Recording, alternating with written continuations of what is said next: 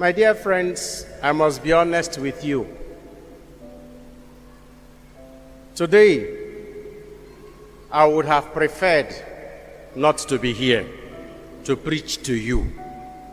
Today, I would have preferred to lock myself up in my chapel before God alone, to weep and to pray. To weep and to pray for my nation, where darkness has descended. To weep and pray for my church that is being stifled out of existence in the world and also in Nigeria.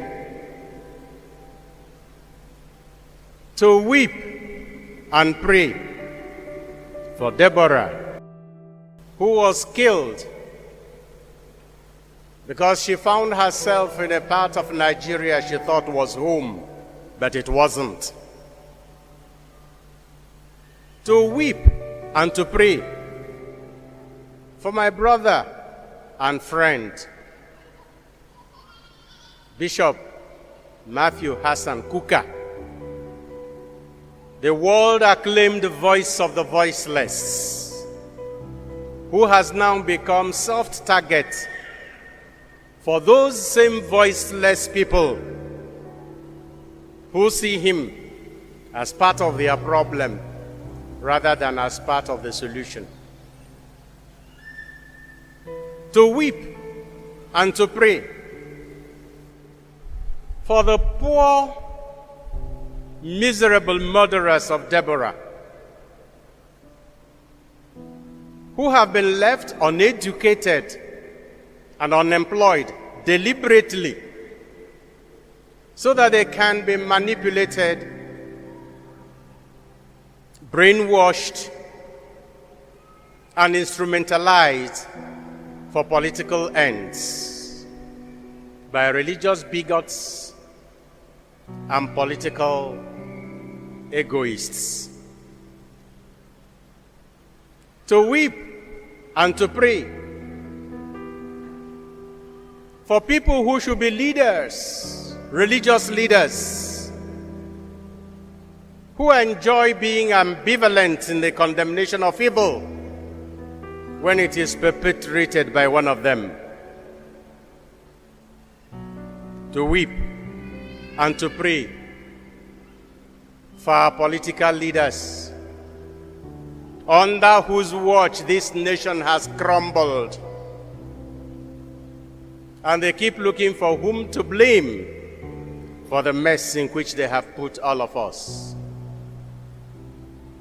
I would have preferred not to be standing before you here now to tell you about love. The liturgy of today instructs every Christian and every Christian preacher to reflect on the essence and the meaning of Christianity, the love we should have for one another. But how can you preach love in Nigeria? How can you preach love in a country where violence has become a rule, where hatred and intolerance have become norms rather than exception, where corruption has become a culture and a tradition, where impunity has become law, where the government feels so helpless that it is now appealing even to religious leaders to talk to non-state actors so that they will not make this security situation in our country worse.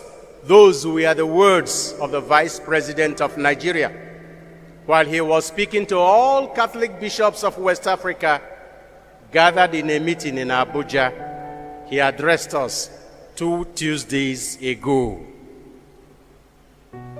And we are wondering how a presidency could publicly admit that they have lost control, that they have left the ground so free and the country so lawless and so stateless that non-state actors now take over the entire country, not only in Sokoto and Kaduna and on the highway between Kaduna and Abuja, or between Abuja and Lokoja and Nsukka, but throughout the country. How can you preach love in Nigeria?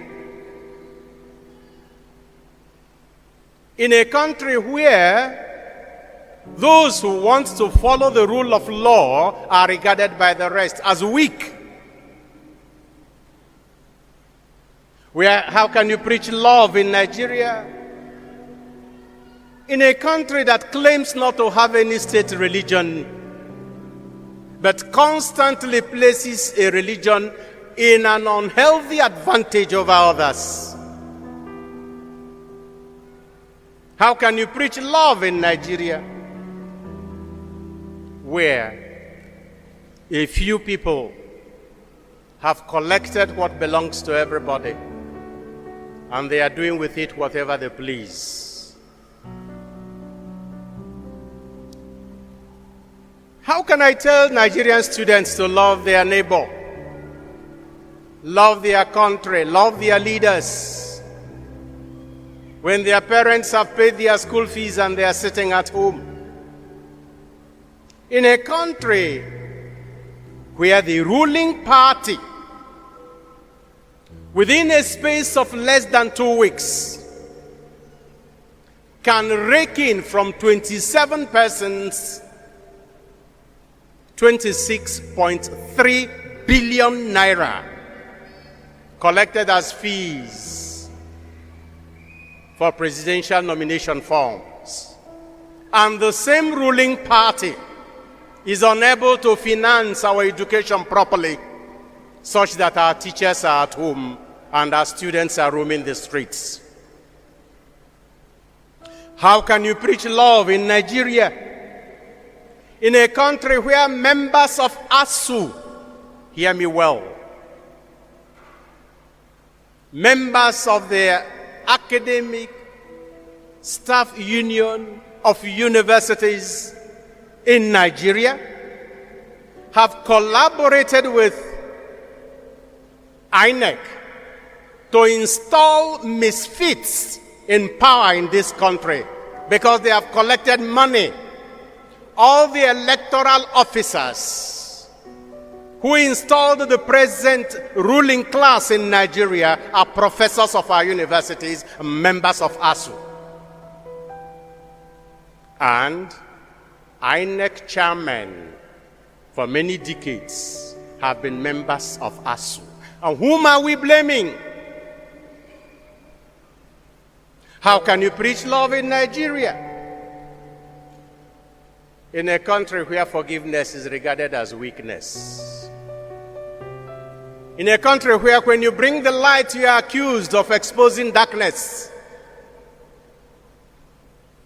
In a country where when you love, you are seen as being stupid? I would have preferred to stay at home and weep and pray for this country. But I can't.